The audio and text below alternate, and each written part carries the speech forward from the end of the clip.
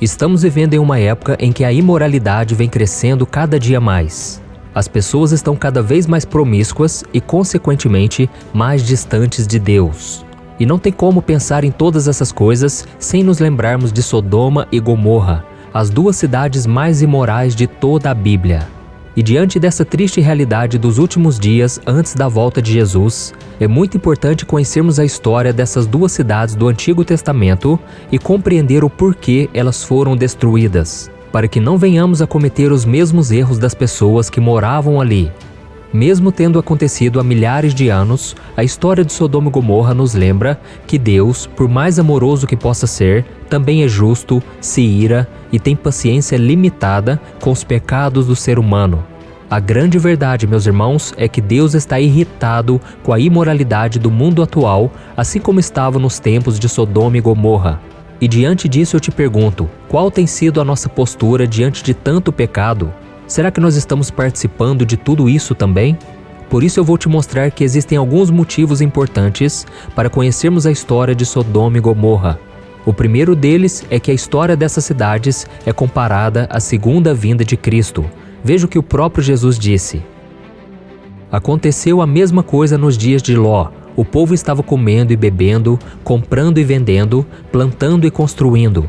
Mas no dia em que Ló saiu de Sodoma, choveu fogo e enxofre do céu e os destruiu a todos. Acontecerá exatamente assim no dia em que o Filho do Homem for revelado. Olha isso, irmãos, a volta de Jesus é semelhante aos tempos de Ló e daquelas duas cidades, não somente por causa das coisas que acabamos de ler, mas também por causa do crescimento da imoralidade sexual. E da mesma forma com que a maioria da população de Sodoma e Gomorra foi destruída por esse pecado, muitos também serão destruídos no juízo final. E o segundo motivo é porque Jesus nos pede para nos lembrarmos de uma personagem dessa história. No versículo 32 dessa passagem, Jesus disse: "Lembre-se da mulher de Ló." E eu vou te explicar daqui a pouco por que Jesus nos chamou a atenção para isso, ok? E o terceiro motivo por que precisamos estudar essa história é porque Sodoma e Gomorra ficaram como um exemplo para sabermos o que vai acontecer com aqueles que praticarem os mesmos pecados. Veja o que o apóstolo Pedro disse. Deus condenou as cidades de Sodoma e Gomorra, reduzindo-as a cinzas, tornando-as exemplo do que acontecerá aos ímpios. Agora que eu te mostrei os motivos pelos quais devemos conhecer a fundo essa história, vamos ver 8 lições que nós podemos tirar de Sodoma e Gomorra, ok? Mas antes de começarmos, eu quero pedir que você se inscreva aqui no meu canal e ative o sininho para que você não perca nenhuma das notificações sempre que eu colocar um vídeo novo. Eu não sei se você sabe, mas todos os dias, às 5 horas da manhã, 4 horas da tarde e 8 horas da noite, eu tenho colocado vídeos com mensagens de fé e orações. Tudo para te fortalecer na caminhada com Deus. Então venha caminhar junto comigo, ok? Então vamos lá. A primeira lição que podemos aprender com Sodoma e Gomorra: nunca se afaste de Deus. A primeira coisa que nós devemos saber sobre essas duas cidades é sobre Ló. Quem foi esse homem? Por que ele é tão importante nessa história toda? Para isso nós vamos ver o que a Bíblia diz em Gênesis capítulo 11.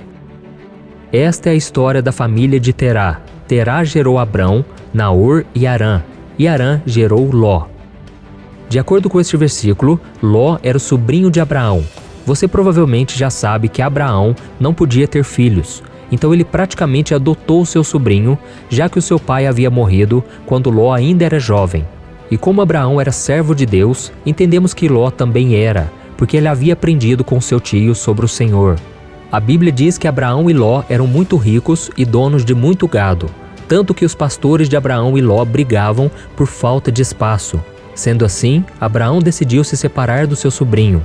Enquanto Abraão seguiu para Canaã, Ló foi para Sodoma, que era banhada pelo rio Jordão e por isso tinha a terra mais bonita, mais fértil e era muito próspera. Às vezes, irmãos, nós precisamos nos separar também de pessoas importantes. Querendo ou não, Abraão já tinha feito isso quando Deus lhe pediu para deixar os seus parentes e ir para uma terra desconhecida. Porém, Abraão nunca se separou da pessoa mais importante da sua vida, o próprio Deus.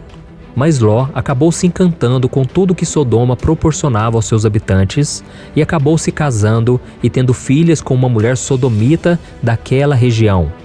E por mais que Ló continuasse acreditando em Deus, ele se afastou do Senhor para viver a sua vida naquele lugar que, por mais que parecesse muito bom, não tinha a presença de Deus e era habitado por um povo idólatra. Acontece, irmãos, que a presença de Deus em nossas vidas é indispensável. Por isso nós devemos ser como Abraão e não deixar a presença do Senhor no dia em que fomos chamados para sair da casa de nossos pais, para nos casar ou se precisarmos nos separar de alguém importante por algum motivo. E se algum dia alguém nos abandonar ou sair da nossa vida, não podemos nos esquecer que Deus nunca nos abandona. Ele é um amigo para estar